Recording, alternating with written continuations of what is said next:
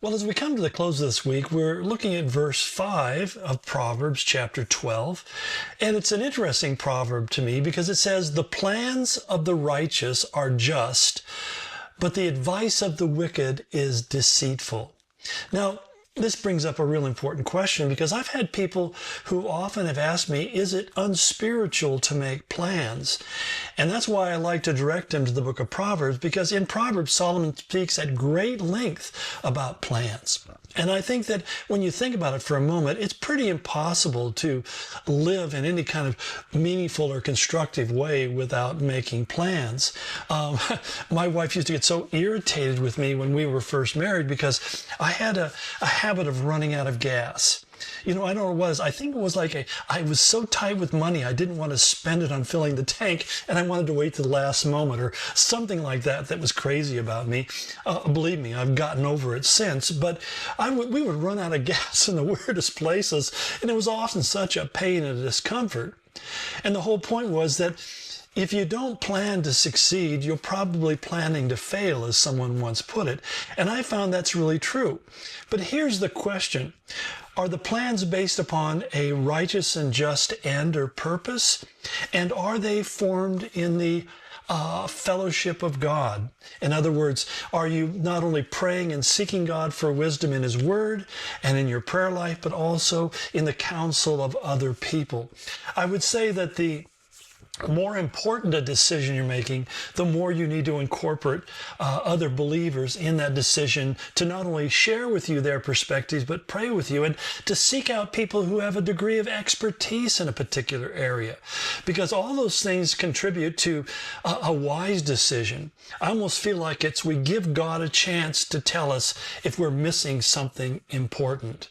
And so I always say there's 5 parts of a good plan. The first one is prayer. The second one is the Word. The third one is counsel. The fourth one is waiting upon the Lord. Not being in such a hurry to do something, because oftentimes we get kind of bum rushed into making a decision that we don't really feel completely comfortable with. Now, I would say if you've come to that point and you feel comfortable with the decision, then you probably don't need to wait. But generally, on big important issues, it's important to wait. I always say, if a good deal is from God, it'll be there no matter how long it takes me to arrive. And then the last thing is a step of faith.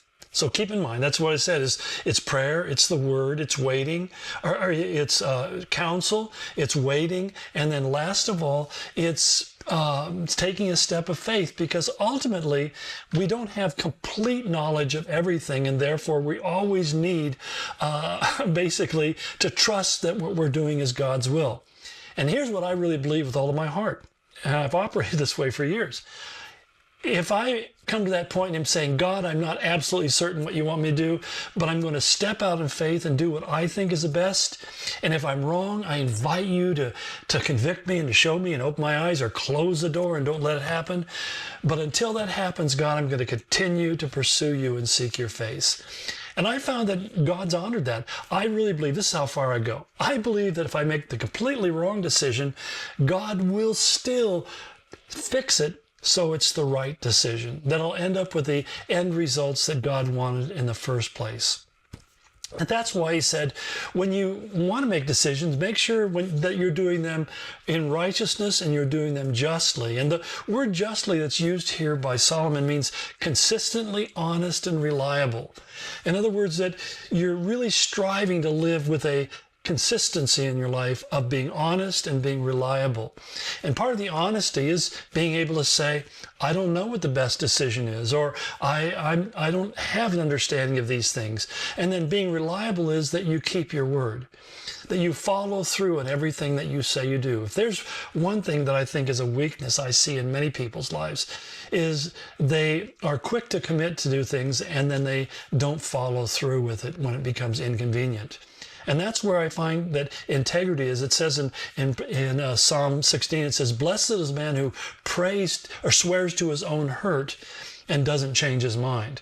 In other words, I make a decision that I wish I hadn't made, but my word is my bond, and therefore I will do what I said. And I find that when I've committed myself to things that I shouldn't have, and then I'm in the middle of them, I find that God oftentimes opens a door for me to really escape cleanly and honestly and righteously. Or else even the person I'm doing it with will say to me, I really feel like this is not really the right thing for you. It's an imposition. And then we can walk away.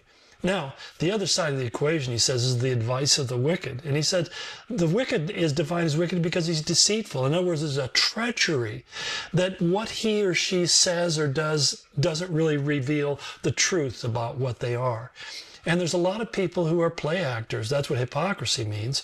And we can see it in the political arena. I feel like so many politicians don't have any principles.